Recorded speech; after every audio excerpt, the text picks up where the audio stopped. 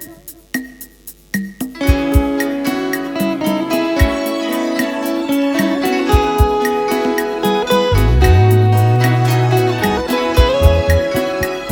na biso yo mofanja lola kombo lwekumisama Ozamo santu Papa Branham yo mofanja lola kombo lwekumisama Ozamo santu Merci de votre fidélité. Bienvenue sur Média Univers. Nous sommes dans le débat des aigles pour répondre aux plusieurs questions que les enfants de Dieu se sont posés compte tenu de l'article qui a été publié sur notre site www.mediaunivers.net sur la sainte doctrine du troisième exode, les propos qui étaient ceux du révérend pasteur Ben Mutombo, les missionnaires africains qui est avec nous. Bonjour révérend. Bonjour chers journalistes. Ce n'est pas la première fois de nous retrouver face à vous. Vous êtes berger de l'église Mission Évangélique Branham Église, je pense. Branham Église. Oui, surtout, vous êtes la voix qui est en train de percer à travers le monde entier pour donner l'évangile que vous définissez, la sainte doctrine du message du temps de la fin pendant ce troisième exode.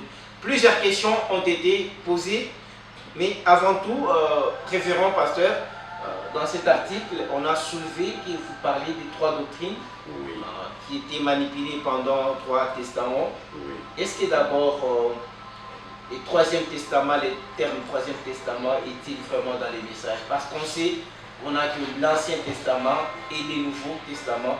Est-ce que le terme troisième testament est-il vraiment d'origine du message de William Branham? Merci chers journalistes. Je suis en train de chercher à vous répondre directement avec le message. Je suis en train de chercher, messieurs, nous voudrions voir Jésus. Si nous voudrions voir Jésus de 1961, le paragraphe 27, le prophète Branham a bel et bien confirmé que Dieu nous donne cela en trois testaments. Donc je vais revenir sur votre question avant la fin de l'émission. C'est plusieurs questions. Ce ne sont pas toutes les questions que vous aviez posées. On a juste ramassé par-ci par-là. Oui. Je voulais d'abord lire la sœur Sylvie Mamous de New York qui dit: en suivant cet apôtre Abel, je commence à comprendre que nos pasteurs nous cachent beaucoup de choses. Comment expliquer que Branham lui-même dise qu'il est parfait? Donc, il voulait nous dire de quitter Jésus pour les croire, pour croire en lui, si je comprends bien. En fait, c'est ça la question de notre sœur. Mais avant d'y arriver, je voulais, parce que c'était très bien souligné dans l'article. Oui. On a d'abord commencé avec les premiers testaments qui étaient sanctionnés par la doctrine de Moïse, comme vous l'aviez dit. Oui. Ici, on est en vidéo, révérend. C'est quoi les premiers exodes? C'est quoi la première doctrine du premier testament? Nous l'avions lu la fois passée, nous l'avions déclaré. Il y a trois exodes.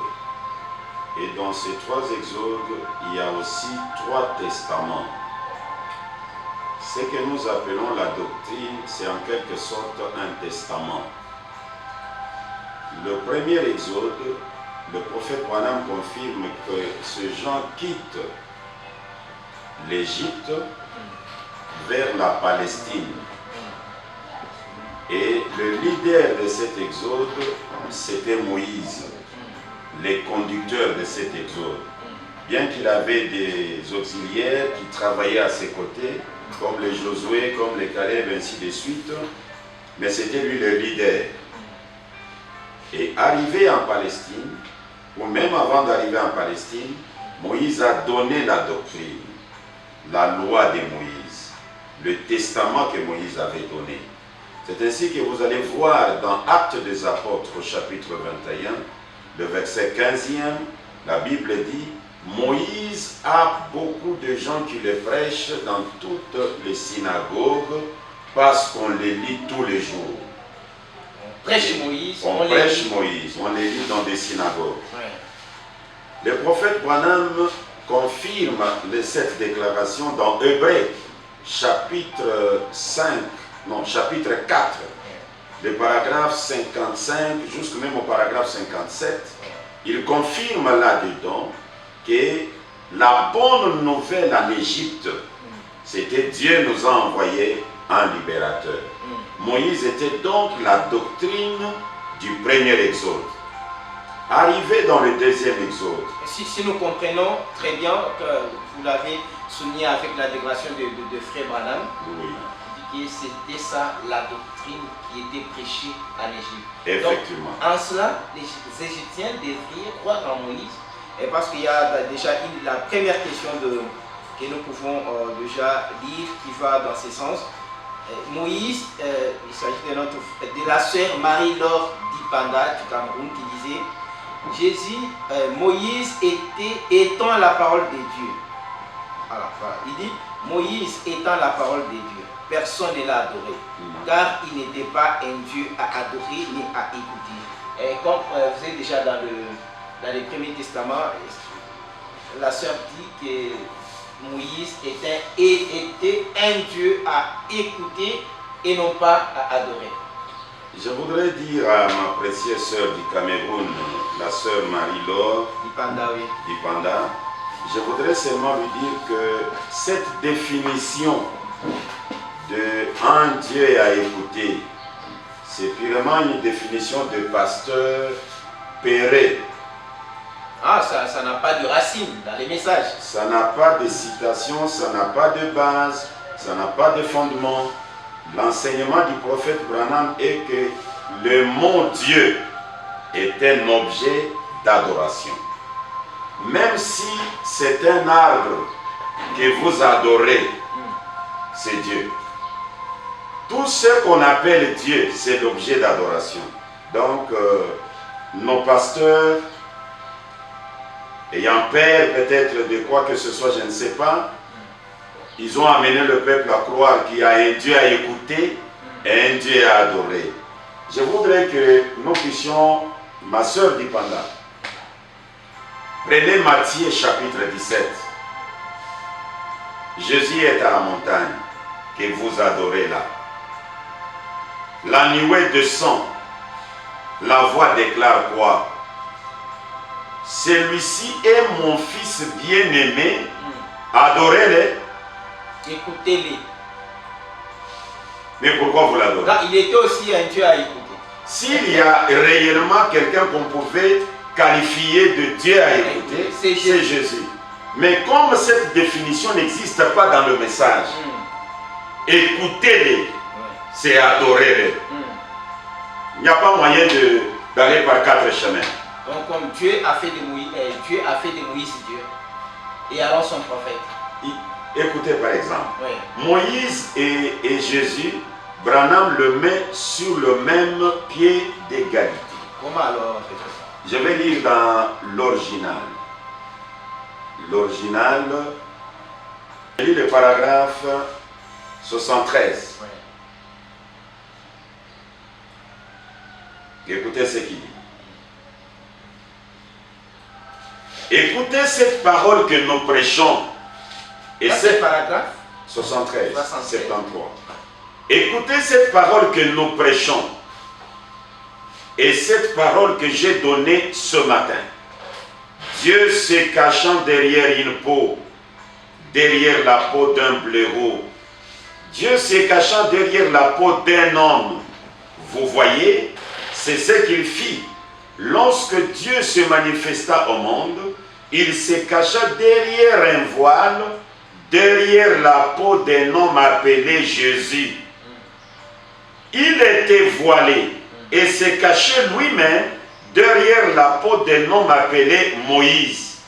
Et ils étaient des dieux, non pas des dieux par eux-mêmes, mais ils étaient Dieu, le Dieu unique qui changeait simplement de masque, faisant chaque fois la même chose en apportant cette parole. Vous voyez, c'est ainsi que Dieu agit Il sait que l'homme doit voir quelque chose. Et Les dieux Moïse, uniques, et Jésus, même pied les d'égalité. dieux uniques, Les qui changent changeant les de masque.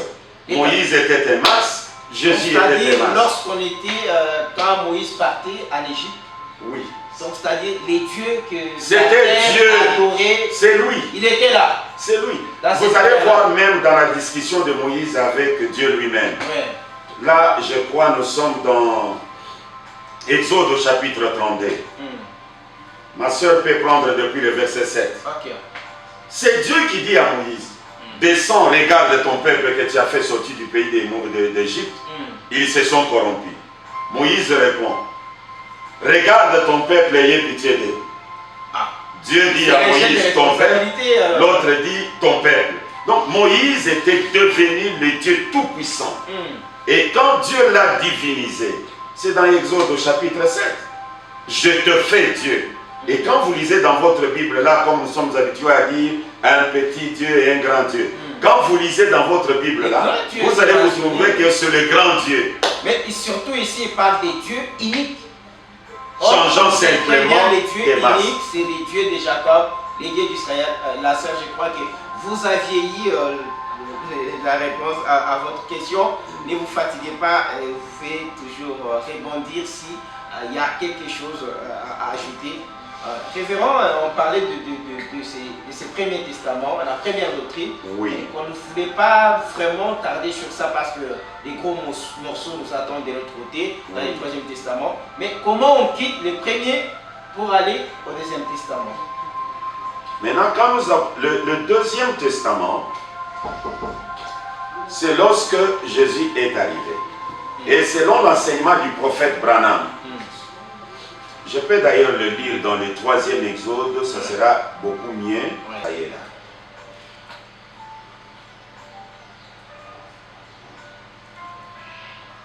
Le prophète Branham va nous faire une déclaration. Là, je vais le lire.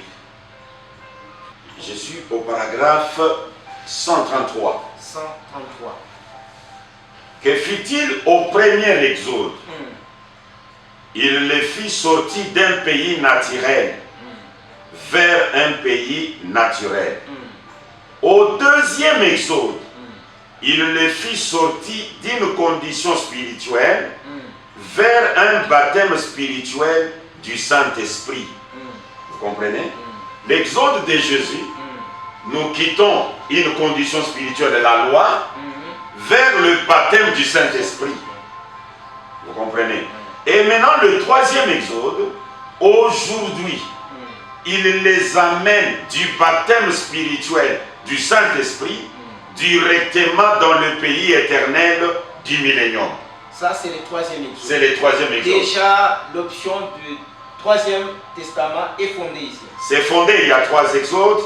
Maintenant, je voudrais seulement qu'avant la fin de l'émission, que je donne une écriture noir sur blanc sur les testaments. Ok. Mais là, je vous ai montré comment le deuxième Exode a commencé. Donc Jésus vient nous prendre dans l'état spirituel de la loi, de la circoncision de la chair, vers la circoncision de l'âme ou du cœur. Quand bien même lui-même a été circoncis, mais il est venu nous faire quitter la circoncision. Donc il a commencé son exode ou son testament dans l'exode de Moïse, dans le testament de Moïse. Il a vécu cela en attendant que son testament entre en vigueur après sa mort. Là, c'est déjà, comme, si on veut se fonder sur l'article, c'est l'apôtre Paul qui devient les véritables chantres de ce deuxième testament. Allez voir. Hein, effectivement, c'est lui l'écrivain. C'est lui vraiment les... Dieu l'a sélectionné. Oui. Il n'a pas même été avec le Seigneur pendant qu'il marchait. Oui. Le Seigneur l'a appelé après son départ. Et Dieu lui a fait grâce. Et c'est lui qui nous a donné l'idée du testament de Jésus. Et qui a même donné la ligne droite sur ce testament. Mais Jésus a déposé le testament. Et Paul est venu aligner cela comme un écrivain comme un stylo à billes que Dieu utilisait pour écrire sur les sables du temps. Donc si nous comprenons une chose à retenir dans ce deuxième testament, et que Dieu était dans la peau de Jésus-Christ qui marchait sur la terre pour nous amener au baptême du Saint-Esprit. Effectivement, tout à fait. Ok, et Jésus était adoré. Il était adoré. Il était Dieu au même titre que Moïse et il était adoré. Quand les gens regrettent ou se posent beaucoup de questions sur l'adoration, bon, c'est toujours normal parce que un homme qui mange, un homme qui a une femme, hein, c'est comme cette déclaration. Il y a un frère, le frère Daniel de la Suisse qui vient de me le demander ce matin même. Je vais la lire. C'est parmi les choses qui dérangent beaucoup les gens. Je suis dans Dieu se cache et se révèle dans la simplicité. Je suis au paragraphe 295 ou 295. Le prophète Branham dit ceci. Dieu se cache dans une simple petite blanchisseuse ou dans un homme ordinaire qui part avec son repas du midi sous le bras et qui embrasse son épouse et ses enfants avant de partir, et peut-être qu'il va se cacher dans cet homme pour accomplir quelque chose dont l'archevêque ne saura rien du tout. Dieu se cache dans un homme ordinaire. Un homme qui peut embrasser sa femme. Que les prêtres ne puissent plus saisir cela. Ils n'arriveront pas à le saisir. Mais cet homme embrasse sa femme, embrasse les enfants, mais Dieu peut se cacher en lui. Là, c'est Frère Branham qui l'a lancé. Comme d'habitude, il sait. En les lançant, il sait qu'il y a des aiglons qui vont saisir cela. Mais il y a quelque chose qui nous préoccupe. Je dirais que le révérend Lévin, s'il est prêt, il peut me donner les sermons que je cherche ici. Messieurs, nous voudrions voir Jésus de 1961. Mais, autre chose à souligner, révérend dans ce deuxième testament, Paul qui devient chantre de ce deuxième testament parce que vous aviez donné des références, allez trouver aussi dans l'article qui disent que pour ces temps de Paul, le seul objet de prédication était Jésus. Donc c'est comme si pour se démarquer de Moïse qui était lui dans les temples, mais c'est comme si on voit aussi, selon vos propos, c'est même Paul qui va annoncer le troisième testament ou la troisième doctrine. Est-ce Paul était avisé par Dieu ou juste il voulait nous projeter à quelque chose qui n'était pas Branham mais qui était peut-être son ministère à lui? Non, c'est comme amène aussi la Bible que je les lise directement dans la Bible. Donc voilà, je peux lire d'abord cette écriture. Je réponds d'abord, j'ai besoin que le peuple arrive à comprendre la première question qui m'a été posée. Tant que je n'ai pas lu une écriture touchant les testaments. Et nous allons aussi ajouter la deuxième question de notre frère Jean-Jacques de la France qui lui dit si vraiment Branham était Dieu, pourquoi avait-il refusé d'être adoré à son vivant? Il y a aussi notre frère Nico Mouela de Kinshasa qui lui disait les pasteurs a bien dit que le prophète est une parole. Mais pourquoi adorer Branham seul et pas Élie, Élisée, Ésaïe et les autres? Je crois que le frère peut-être s'est un tout petit peu perdu là. Sinon pas, les problèmes de l'adoration, vous la rattachez au testament et aux doctrines. Je ne crois pas que c'est par rapport au prophète. Oui. Le frère Jean-Jacques a posé une très belle question, mais totalement une question où il a essayé un peu de raisonner. Il demande pourquoi nous n'adorons pas Élie, pourquoi nous n'adorons pas parce qu'ils sont aussi la parole. Mais ils ne sont pas la parole de notre temps. Dans le respect, le prophète Branham précise que la Sunamite, lorsqu'elle est allée voir Élisée, elle s'est prosternée, elle l'a adoré de la même manière qu'elle adorait Dieu. Qui a dit ça? C'est le prophète Branham, je vous l'assure.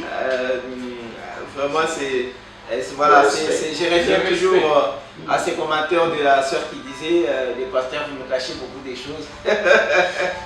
À la sœur Sylvie Mamouche de New York, je ne sais pas, je crois que cette question, la dame devrait être fâchée, hein, peut-être par rapport à ce que c'est sur les messages du prophète.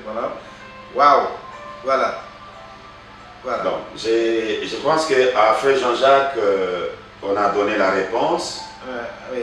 Il y avait une question que vous aviez posée. C'était le frère Nico Mouela. Le frère Jean-Jacques, lui, et de France, lui posait la question de savoir Branham refusait d'être adoré pendant son vivant.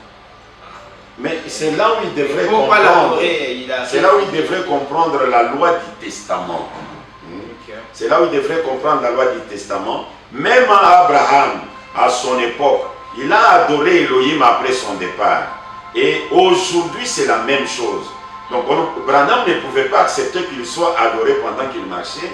Et il a dit cela devrait apporter une adoration païenne. Mais après le départ, le testament entre en vigueur après la mort du testateur, hein, pas de son vivant. Okay. C'est ce que même la Bible le dit ici. Je peux le lire dans je ne sais pas ce que j'avais mis ici. Je suis dans Hébreu.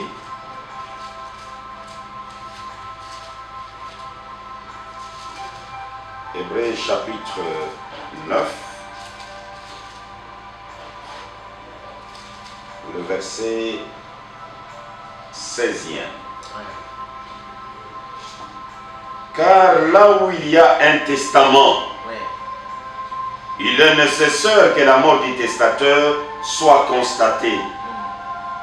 Un testament, en effet, n'est valable qu'en cas de mort, puisqu'il n'a aucune force tant que le testateur vit.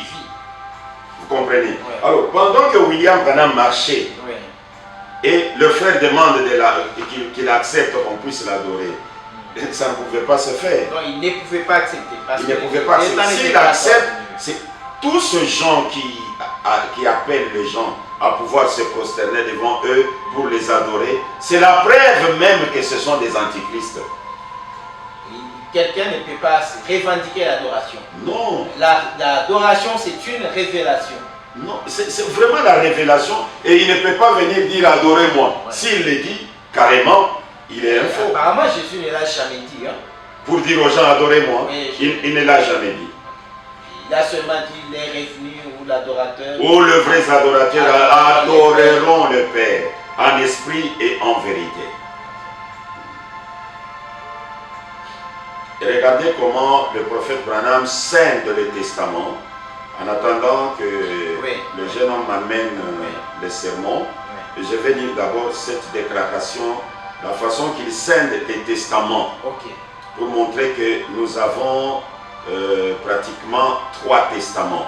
Et vous allez voir la durée du testament de Jésus et la durée du testament de Moïse. Et vous allez voir comment il scinde cela. Je vais le lire dans Akades Barnea. Akades Barnea, excusez-moi, on est en train de chercher. Je l'avais ici. Messieurs, nous voudrions voir Jésus. Les questions de nos téléspectateurs sont en train de mis à la lumière. Vous savez, cher journaliste, la façon que je suis créé, je me gêne quand on me pose la question sur une déclaration que j'avais faite et je manque une citation à donner. Vraiment. Là, je me sens comme s'il faut démissionner. Vraiment. Donc, ma mission n'est pas de donner ma vision, mais ma mission c'est de confirmer ma vision avec les Saintes Écritures. Écoutez ce qu'il dit. Messieurs, nous voudrions voir Jésus. C'est prêché le 24 décembre 1961. Le paragraphe 27, comme je l'avais déclaré. C'est un long paragraphe. Je peux... je le lis.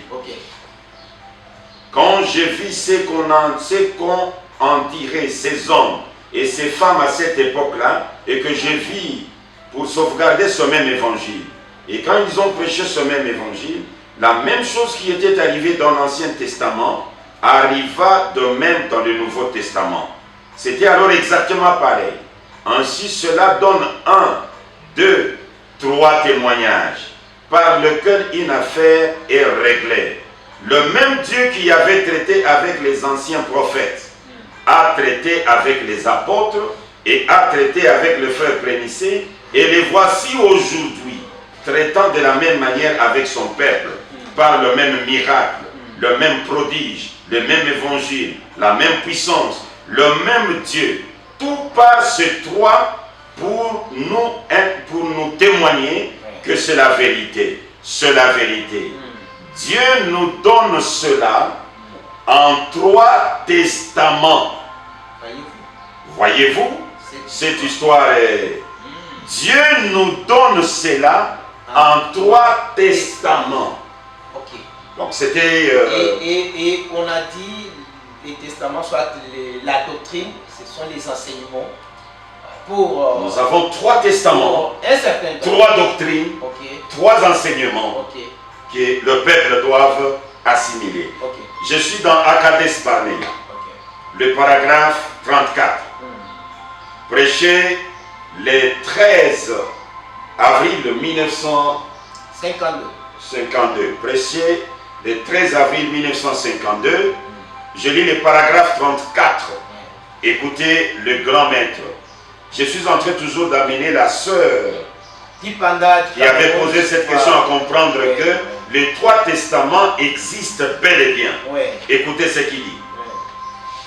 Or, tout l'Ancien Testament, avec tout ce caractère et ces caractéristiques, n'était qu'une préfiguration du coin où la clé dévoute le Nouveau Testament, qui relie la loi et cette dispensation. Beaucoup de gens se sont référés à ceci comme étant la dispensation chrétienne, mais ça ne l'est pas. Ceci est la dispensation du Saint-Esprit. La dispensation chrétienne n'a duré que 3 ans et 6 mois. La loi a duré plusieurs centaines d'années. Et alors, la dispensation chrétienne est ce qui a jeté un pont ou a voûté le Nouveau et l'Ancien Testament ensemble. Donc le vrai Nouveau Testament, c'est ce que nous prêchons aujourd'hui. Et le testament de Jésus, ou la dispensation de Jésus, devient un pont entre l'Ancien Testament et le Nouveau. Donc vous traversez tout simplement. C'est un pont. Ça vous sert à pour arriver à William Branham. Et Frère Branham dit ça n'a pas duré. Ça n'a pas duré. Comment expliquer référent? Parce qu'il donne 3 ans.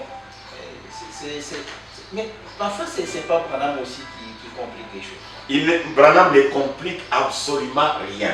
Ça n'a duré que 3 ans et 6 mois. Et après 3 ans et 6 mois, ça devient la dispensation du Saint-Esprit. Et le Saint-Esprit a commencé à œuvrer, c'est Branham. Mais œuvrant dans l'ombre. Il ne faisait qu'œuvrer dans l'ombre, mais c'était dans sa dispensation. Je peux vous lire une écriture, laissez-moi les trouver, c'est dans... Qu'est-ce que le Saint-Esprit? Cherchez avec moi là-bas. Déjà, pour fixer l'opinion, les référents ont donné ces testaments et leur durée. On parle de celle qui était incarnée par Moïse et puis de Jésus qui est devenu un pont qui relie l'Ancien et les testaments d'aujourd'hui. Parce que qu'est-ce que le Saint-Esprit? Qu'est-ce que le Saint-Esprit? Nous allons tout droit au paragraphe 86. Écoutez ce que le grand prophète Branham, l'orateur principal, déclare. Nous pouvons lire ensemble avec nous. Paragraphe 86. Nous sommes au temps de la fin. Écoutez, voilà ce que fait le Saint-Esprit. Le Saint-Esprit par la justification, vous voyez, qui en est seulement une ombre légère. La justification, c'est du temps délitaire. Le Saint-Esprit par la sanctification, qui en ait un nombre un peu plus marqué. Ça, c'est du temps de Wesley. Le Saint-Esprit, par le baptême de lui-même, un nombre plus marqué. Là, c'est l'âge de la Pentecôte. Maintenant, le Saint-Esprit, par la restauration de sa personne même, qui est ici, faisant des signes et des prodiges, comme il l'a fait au commencement. Après, voilà, c'est ça aussi. Hein. Gloire! Vous allez me traiter d'un exalté. De toute façon, alors vous feriez aussi bien de commencer tout de suite. Comprenez comment le Saint-Esprit a marché? Oui. Il était l'ombre, mais maintenant, c'est la restauration de la personne du Saint-Esprit lui-même. Et qui est où? Qui est ici. Et le Saint-Esprit vraiment peut-il devenir un homme? C'est déjà l'Esprit. J'ai lu le prophète Branham. La personne là, c'est ce qui nous intrigue, hein, parce qu'on sait que le Saint-Esprit n'a jamais été un homme. Le Saint-Esprit, c'est un esprit. D'ailleurs, les témoins de Jéhovah le définissent très bien. C'est une puissance. Le Saint-Esprit, c'est un homme. Avant de lire cette... Bon, j'ai lu ça, hein, Oui. et puis je vais répondre à ce que vous dites là. Okay. Écoutez d'abord. D'ailleurs, il faudrait que je lise d'abord pour répondre. Je suis dans les combats. Les combats, j'ai lu le paragraphe 19. Écoutez le prophète Branham. Vous savez, 19. C'est paragraphe 19, voilà. Beaucoup disent aujourd'hui que les diables n'existent pas. Eh bien, ils croient que c'est simplement une pensée. Ils croient cela. Et il y a des gens qui croient que le Saint-Esprit est une bonne pensée et que le diable est une mauvaise pensée. Mais remarquons que lorsque la Bible parle du Saint-Esprit, Dieu dit, quand le Saint-Esprit sera venu, et il est un pronom personnel. Vous voyez, ainsi, il est une personne. Saint-Esprit, c'est une personne. Pas une pensée. Non. Même si vous dites c'est une bonne pensée. Non, c'est une bonne c'est puissance. une personne. Ouais. Et quelle est cette personne du Saint-Esprit? Que Branham nous dit la restauration de la personne du Saint-Esprit qui est ici maintenant même. Je suis dans, y a-t-il quelque chose qui soit trop difficile devant le Seigneur? Ouais. Je lis le paragraphe 33. Ouais. Écoutez ce que le prophète Branham dit. Nous lisons avec vous. Oui. Je n'aime pas... D'ailleurs, tout le monde a ses citations, hein, tout le monde dans son ordinateur Écoutez. a les sermons des prophètes Branham. Oui, ça y est. Je vais tourner mon dos. C'est paragraphe 33. Je vais tourner mon dos Ouais. à cette assistance. Ouais. Pour vous faire savoir que le même ange qui était là à Sodome, c'est lui qui donna ces signes en ayant son dos tourné. Et le même ange qui est ici ce soir, il ne s'agit pas de votre frère, il s'agit de votre Seigneur, le Saint-Esprit. Seigneur, virgule, le Saint-Esprit. L'ange là, c'est le Saint-Esprit. Et celui qui tourne les dos. C'est lui qui tourne les dos. Il, les pronoms personnels. Voilà, ça, le débat reste ouvert. Si vous avez notre son des cloches, appelez-nous pour messe. Vous avez lu, je ne crois pas qu'on peut. On ne combat pas. Ah, il y a des pasteurs qui sont habitués à combattre. On ne combat pas les. Et ils commencent à dire non, ce sont des brochures de Ben. Non, ça, ce ne sont pas des brochures. Surtout, j'y rassure à la sœur qui disait que les pasteurs nous cachent beaucoup de choses. Non, je ne crois pas que les pasteurs vous cachent beaucoup de choses. Parfois, ils vous protègent. Parce qu'il sait que s'il va vous dire ça. Il vous ensorcelle, pas vous protège. Quand on vous cache les citations du Seigneur, quand on vous cache les citations qui démontrent ce que Dieu est aujourd'hui, mais on vous ensorcelle. Je le confirme avec la question de notre frère qui est Al-Bumbashi Josué Kadima Kissing. Ce qui a attiré beaucoup notre attention, c'est quand les pasteurs montrent comment Paul nous amène à quitter les éléments du Christ pour aller vers le parfait. C'est la première fois pour moi d'entendre cela dans les messages.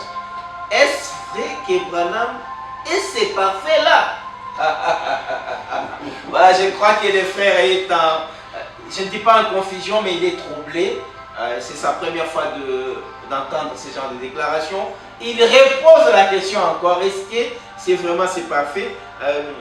C'est comme pour dire aussi en reliant la question de notre sœur Sylvie Mamous de New York qui lui dit en suivant cet apôtre Ben, je commence à comprendre que les pasteurs, ok, on cache beaucoup de choses.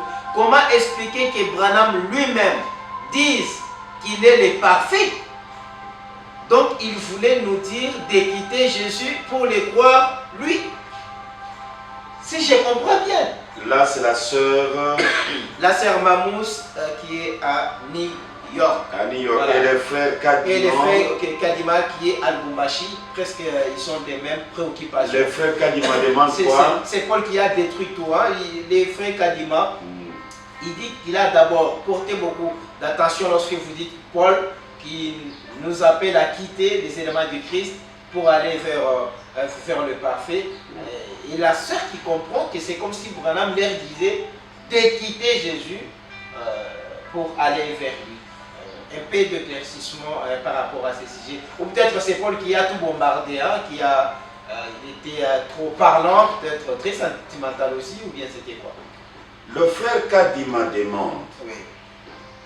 Je vous ai suivi, il dit, c'est sa première fois d'écouter que Paul demandait au peuple d'abandonner les éléments de Christ pour aller vers le parfait.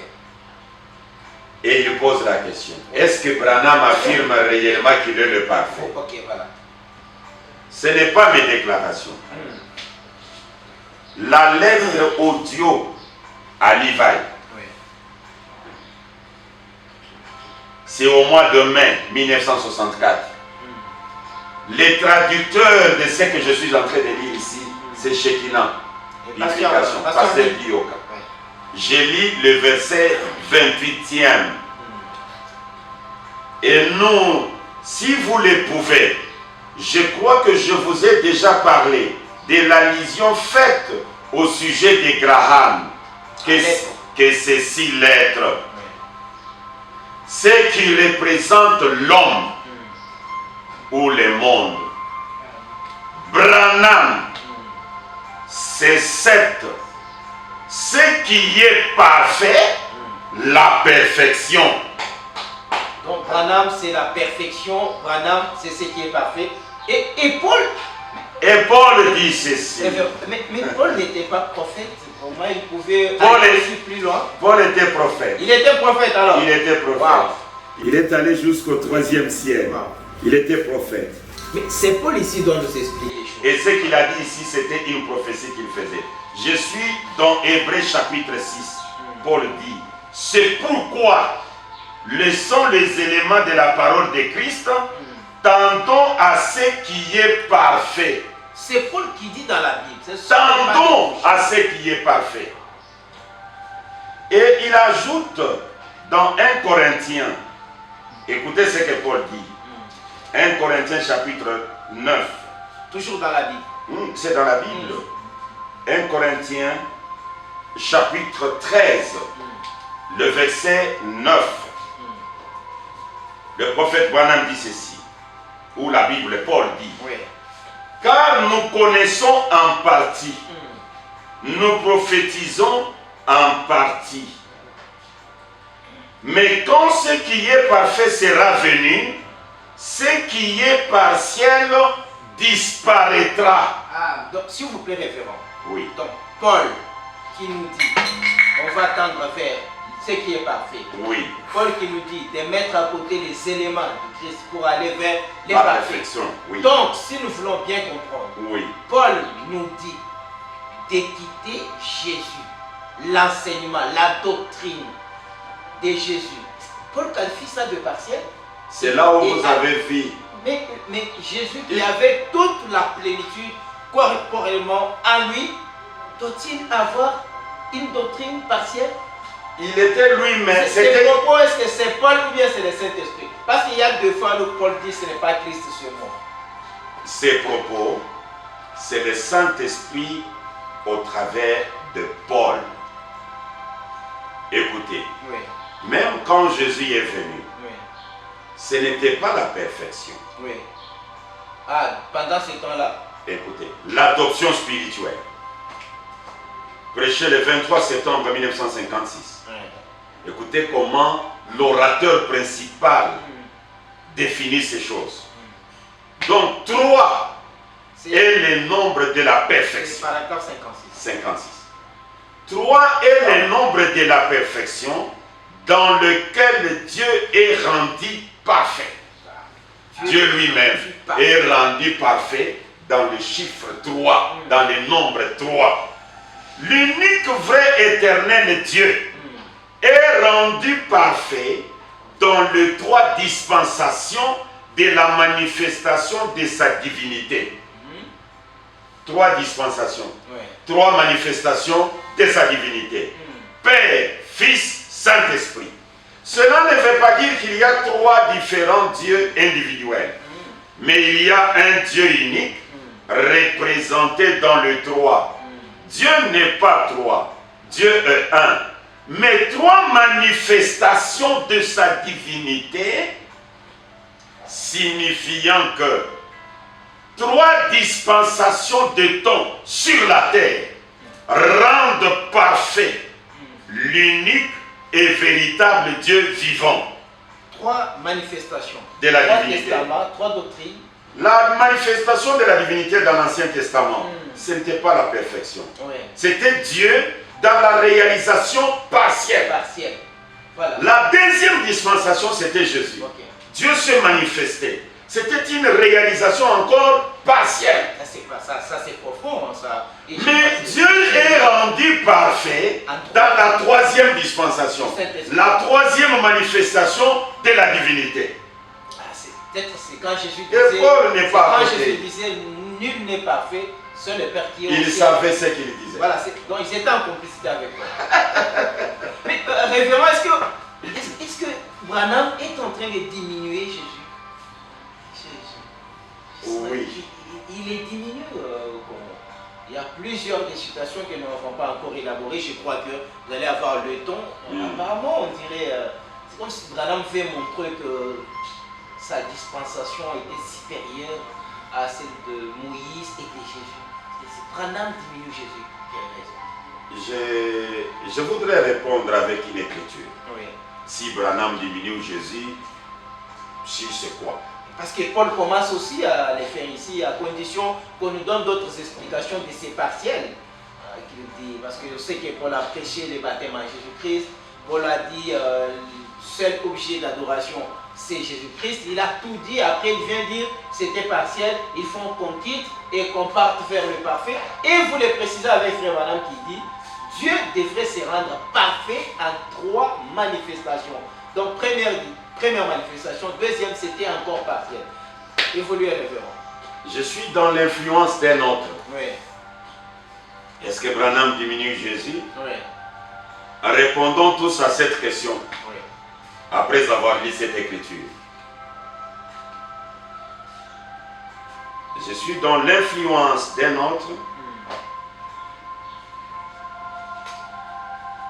Je lis le paragraphe 159. Nous avons vu arriver bien davantage de choses. C'est 59. 159. Oui. Prêché le 13 octobre 1962 à Jeffersonville, Indiana, USA. Nous avons vu arriver bien davantage de choses que ce qui est rapporté dans...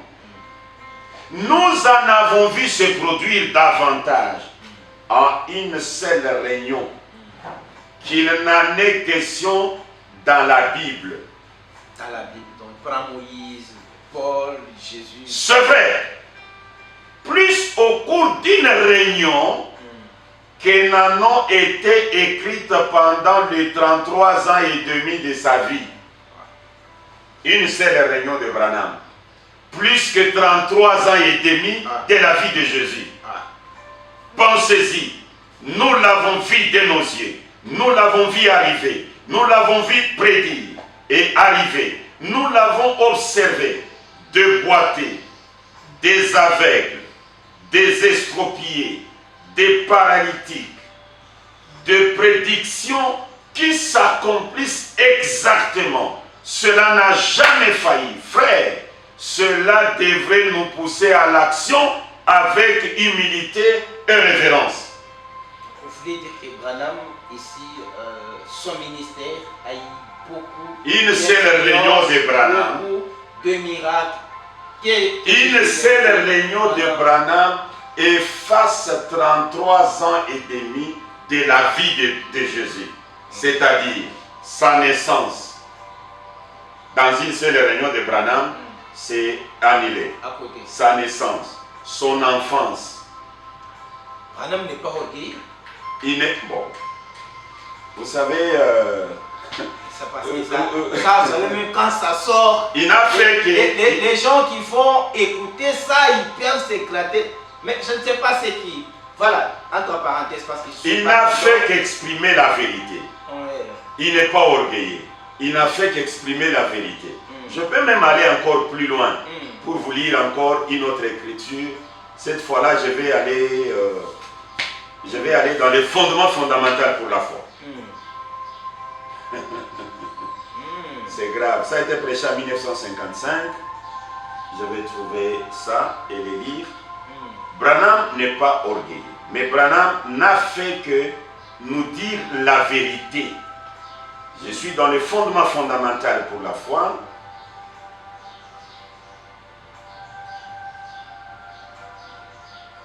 William Branham va faire une déclaration ici. Fondement de la foi. Fondement fondamental pour la foi, prêché à Chicago, Illinois, USA. Prêché le 13 janvier 1955. Le paragraphe 23. Bien que c'est la partie B, mais je vais lire de tout. Et vous êtes la lumière du monde, une ville située sur une montagne, qui ne peut être cachée. Et nous, ce soir, nous devrions avoir honte de nous-mêmes et confesser sincèrement et humblement notre incrédulité devant Dieu et lui demander de nous pardonner de la manière dont nous les représentons dans cette vie. Il compte sur nous. Le gens de l'Ancien Testament n'avait pas cette présence. Vous n'en êtes pas conscient. Parfois, vous vous référez à Élie, à Moïse et à ces gens.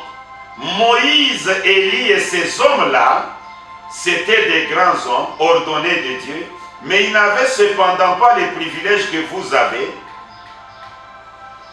Ils n'avaient pas ce privilège. Il ne leur a été donné que la puissance d'accomplir comme vous en avez reçu, chacun de vous qui est en Christ.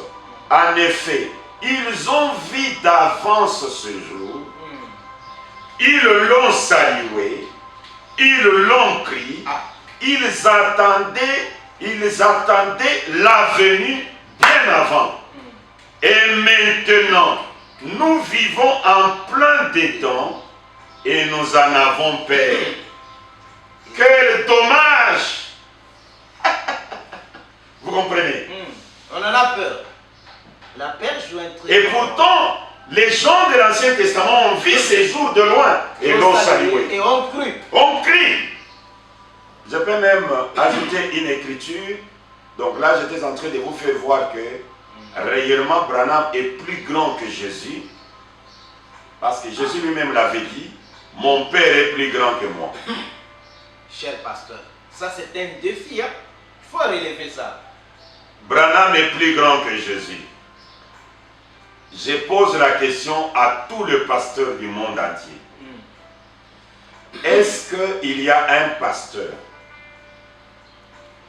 qui connaît quelque chose que Jésus a fait que Branham ne peut pas faire?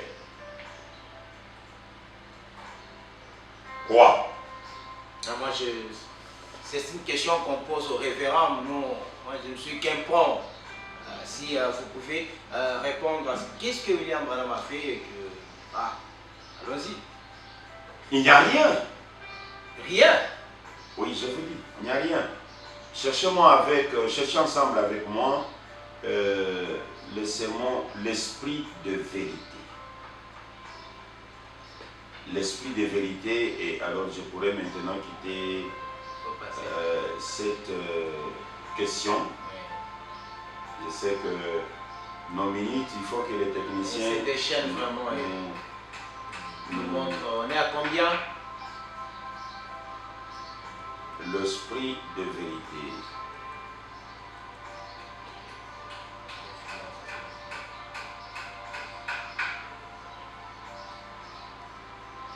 Je voudrais dire quelque chose dans l'esprit de vérité. Il faut encore aller. Wow. Oui, je crois que... Il nous reste 10 minutes seulement. Il nous reste 10 minutes.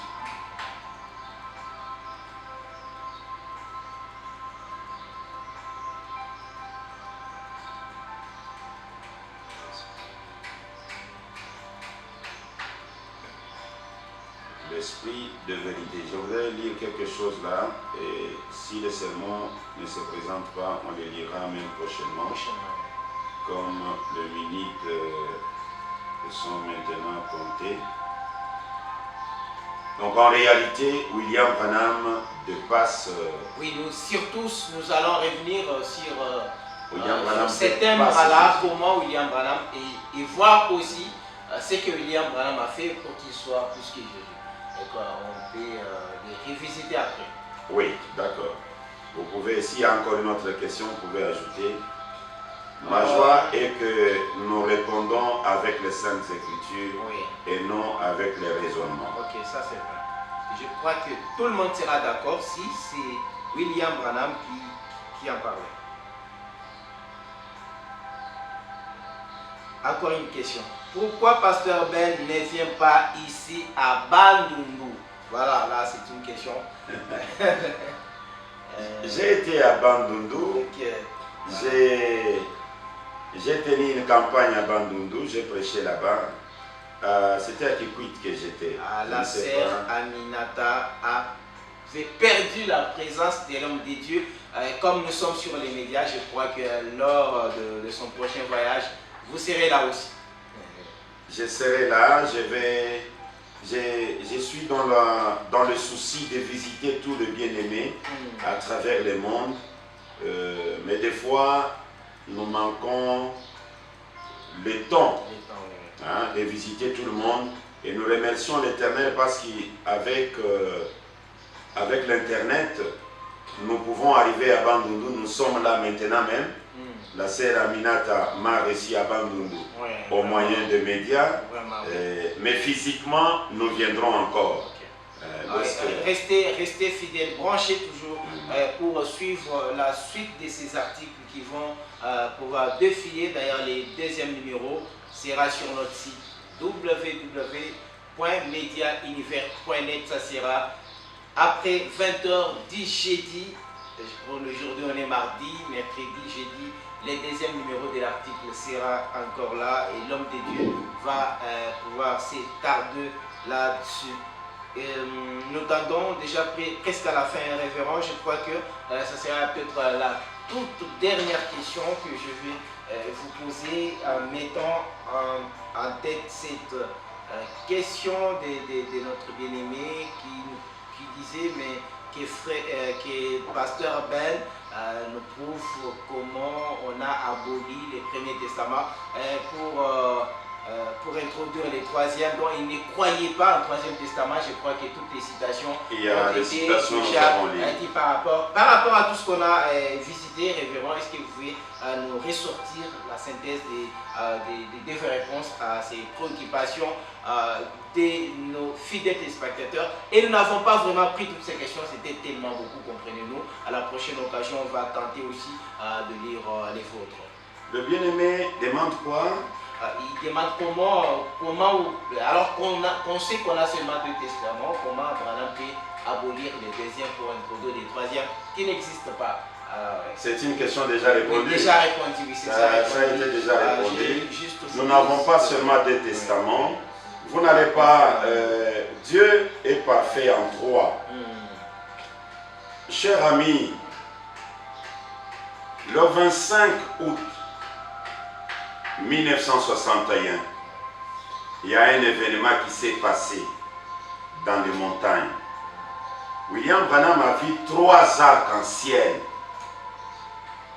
Et l'arc-en-ciel, c'est une alliance. Et l'alliance, c'est un testament. Il a vu 3 arcs-en-ciel qui étaient en train de se fusionner. Et la voix déclare: les Jéhovah de l'Ancien Testament et le Jésus du Nouveau Testament. Et la voix continue. Et le Jésus du Nouveau Testament, Branham fait 3 points. Il n'achève pas la phrase. 3 arcs-en-ciel. 3 testaments. Et dans tous les 3 testaments, Dieu a changé de nom.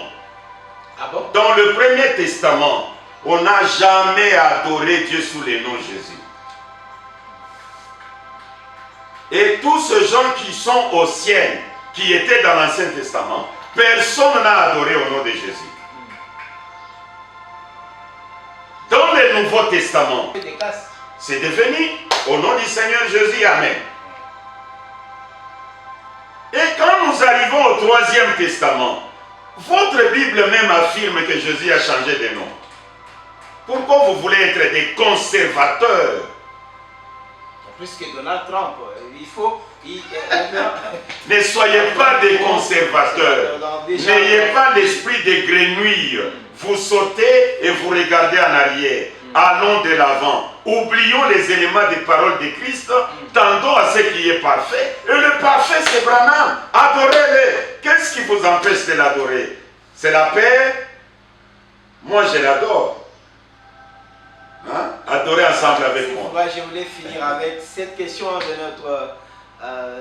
qui nous vient encore de Bandundu. Est-ce que si dans une église on n'a pas la doctrine de Branham, Dieu, est-ce que cette église n'est-elle pas la meilleure si il n'y a pas la doctrine de Branham, Dieu? Avec tout le respect, mon précieux, c'est une église qui a beaucoup de choses à refaire.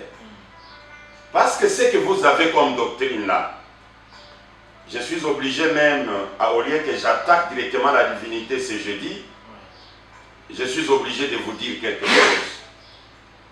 William Branham parle de l'arbre épouse qui a été sémé le jour de la Pentecôte. Il a dit qu'il y a eu 4 militaires qui se sont attaqués contre cet arbre. Il a dit on a mangé les fruits. Tu sais comment il explique les fruits? On a mangé les feuilles, la communion, la fraîcheur. Mais les Gélèques, les Asiles et les Kazam et la Sotérette ne se sont pas arrêtés aux fruits. Ils ne se sont pas arrêtés aux feuilles. Ils ont mangé l'écorce. Et Branham dit l'écorce qu'on a mangé là, c'est la doctrine. La doctrine du 2e exode a été déjà rongée par l'église catholique. Ça n'existe pas. Cette église-là n'existe pas. Donc c'est un rassemblement. Je contrôle un peu ce que je suis en train de vous dire. Je vous aime. C'est une mutualité.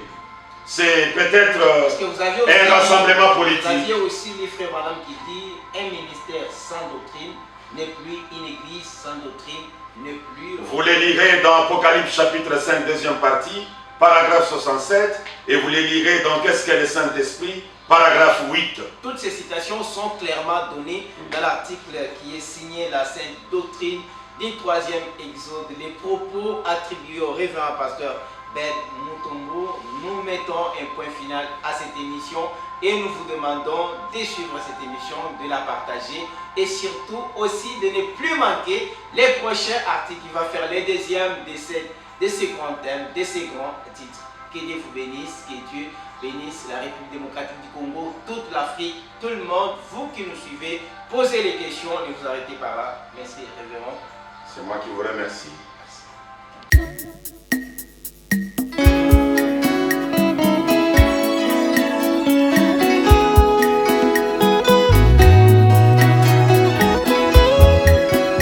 papa na biso yo mofanja lola kombo ekumisama Oza mo santo